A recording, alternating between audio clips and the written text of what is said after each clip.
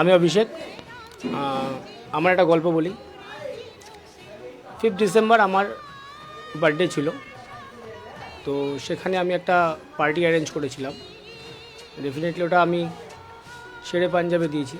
তো সেখান থেকে আমার এক বন্ধুর বোনের এক বান্ধবীর নাম্বার আমি পাই। তো সে আমাকে শেয়ার করেছিল যে তুমি কথা বলো, যদি ভালো লাগে কথা বলতে পারো। তো দ্বিতীয়ত তারপরে আমি 4-5 দিন পরে একবার নক করেছিলাম, সে আমাকে নক করেছিল। বিয়ের আগে মাত্র 3বার দেখা করেছি। ইভেন এই যে বিয়ে হচ্ছে 1 মাসের আগে, 1 মাসের মধ্যে আমি একদিনও দেখা করিনি। রাত্রিবেলা একটু ফোনে কথা হয়, প্রতিদিনই কথা হয়। রাত্রিবেলা ফোনে প্রতিদিনই কথা হয়। সকালবেলা খুব খোঁজ নেয় যে উঠেছ। একটা জিনিস খুব ভালো লাগে ওর, তো আমার ওঠার টাইম হলো একটা, মানে বলছি নর্মাল 9:50। তো আমি জীবনে দেখেছি প্রতিদিন 9:50 মেয়েটা আমাকে ফোন করে। মানে পাঞ্চুয়ালিটিটা খুব ভালো, আর ডাক্ষস অবশ্যই ভালো।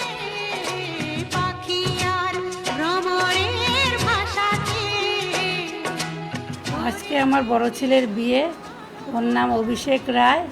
ছোটোবেলা থেকে একটু দুষ্টু ছিল, কিন্তু এমনি মন টন খুব ভালো। এখনও বাবার সাথেই ব্যবসা করে।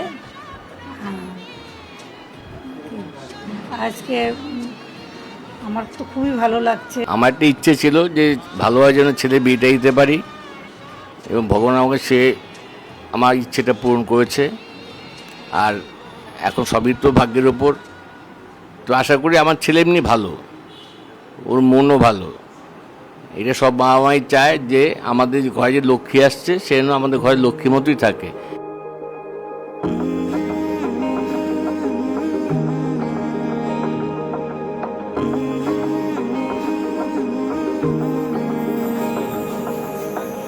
প্রথম দেখাতে হয়েছে ইচ্ছে ঘুড়ি তোরি নেশায়, কেটে গেল আমার রাত্রি দুপুর তোর কথাতে ঘুম বাহানায়। তুই চাইলে মেঘ হব, বৃষ্টির ডাক পাঠাবো, যদি একবার এসে ছুঁয়ে যাস। ও মন বল কি করে মন জড়াবো তোরই ঘরে। ও মন বল কি করে মন জড়াবো তোরই ঘরে।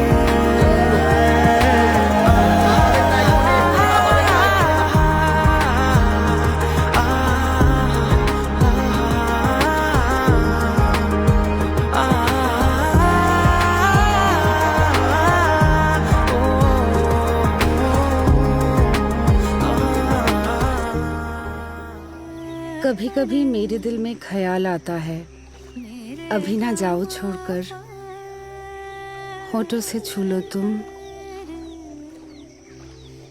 आज जाने की जिद ना करो। আমার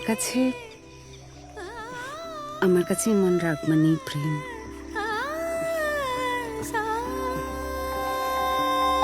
শোনা যায়।